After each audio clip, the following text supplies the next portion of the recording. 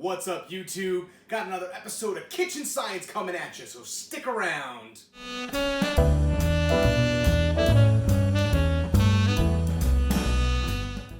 Welcome back, guys. Welcome back. Like I said, we're going to be doing some kitchen science today, which means we're going to be pickling. Oh, one of my absolutely favorite things to do is pickle vegetables. And I was just recently gifted this ludicrously massive bag of carrots, so I couldn't possibly eat all of these. So I'm gonna pickle them so I can preserve them, give them to friends, do whatever you want. So it's a super easy process and we're just gonna jump right into it. All right, before we even start prepping any of the vegetables or doing anything, we're gonna wanna wash all of our jars. Now you can use hot soap and water to clean all of these. You're gonna wanna take them out, clean the insides, clean the insides of the lids, the whole thing. You just want these to be as clean as possible and free of bacteria.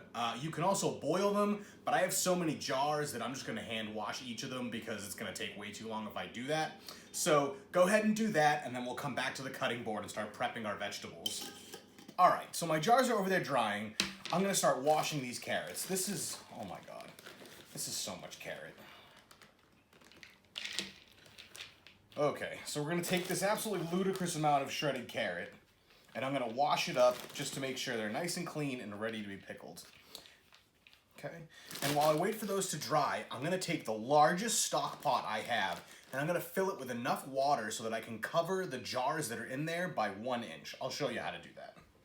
So, I have a ludicrous amount of jars, so I'm gonna use this crazy big 16-quart crock pot, or stock pot. So, take one of your jars. Make sure you have something that can hold the jars off the bottom. This is like a little lifter that I have. Place your jar inside, and now you're gonna wanna fill this pot with water until the water line is about 1 inch above your jars. Now, keep in mind that you're gonna be adding a bunch of volume into this for jars, and that's gonna raise the water level up.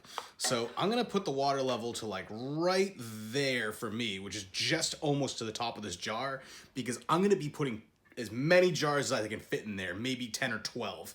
So, adjust the water level for what you're using for a stock pot, but you want the water to be 1 inch above the top of the jars.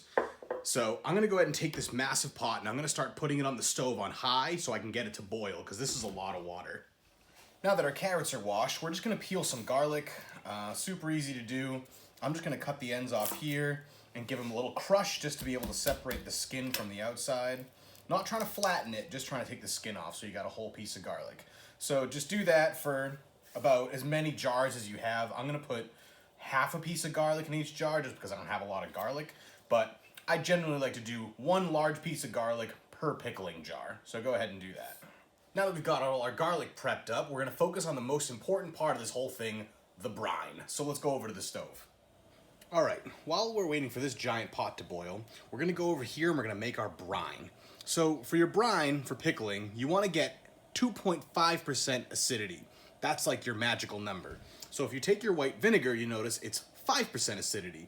So however much vinegar you're gonna use that amount of water. So since I'm using 1.8 liters of vinegar, I'm gonna use a full liter of water to dilute that. Now, I'm gonna add a little bit more vinegar because I like things to be a little bit more sour, but you can adjust it down a little bit more with a little bit more water if you like, if you want less vinegar taste. And to this, I'm gonna add my spice, which is mustard seed, coriander, bay leaf, a little bit of cayenne, some celery seed, I got granulated garlic powder, and a little bit of this ball kosher dill pickle mix. I really like it because it really makes things crunchy. I don't know what's in it that makes them super crunchy, but I like that it gives them that like real crunch taste. So I'm just gonna go ahead and sprinkle that directly into my brine, and we're gonna go ahead and bring that to a boil. If you like a sweeter taste, now is the time to add some sugar. I wouldn't add a ton to make it too sweet unless you really like sweet, but maybe like 2 or 3 tablespoons depending on how much brine you're making. Okay, so my brine is almost boiled, so I'm gonna start prepping my jars by jamming all these carrots in them. So just carefully, just literally start filling the jars as much as you can. Try to get everything packed down in there. Okay, and once it gets a little bit to the top, I'm gonna throw in my half piece of garlic. And just put some more carrots in there. And you're gonna wanna make sure that everything is just at, see where the jar starts curving? That's called the shoulder. You're gonna wanna put it like right as close to that top of the shoulder as you can, leaving all the thread and 1/2 inch up to the top of your jar. So once that's all in there perfectly up to that shoulder, you're just wanting to rinse and repeat for all of your jars.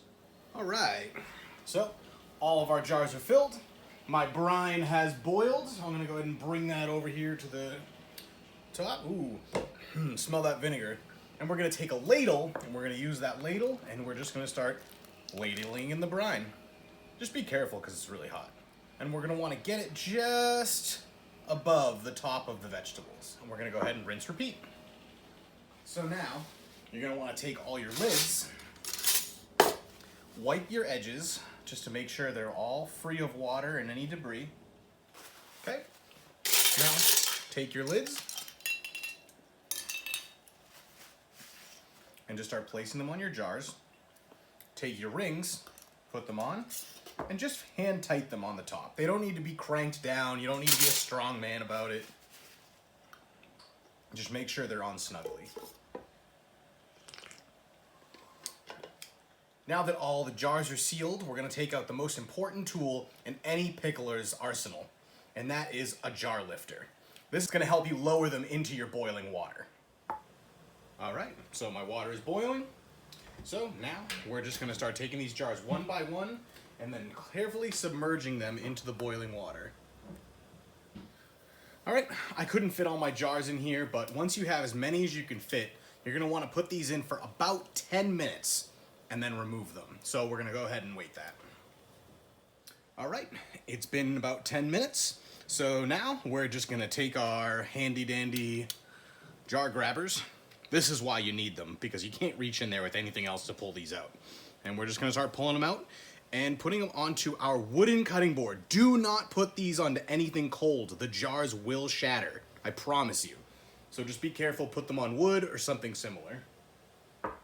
Okay, now we got all our jars sitting here, and we're gonna let them rest for about an hour, and you'll notice the little divots on the top of them up here, they'll suck in and make a little pop noise when they're ready to go.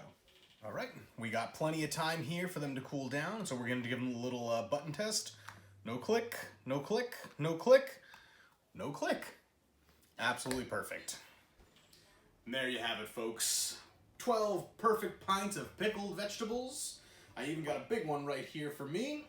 And I even had enough leftover brine to make a little bottle for doing pickleback shots. Absolutely perfect. Now, I can't taste these yet because they're not ready to go, but we can just assume that they're going to be delicious. So, I want to thank you all for watching. If you like what you saw, head on down below, hit the subscribe button, give it 2 big thumbs up, leave us a comment if you like. Don't forget to follow us on Instagram at @theallright_chef. And say goodbye, Audrey.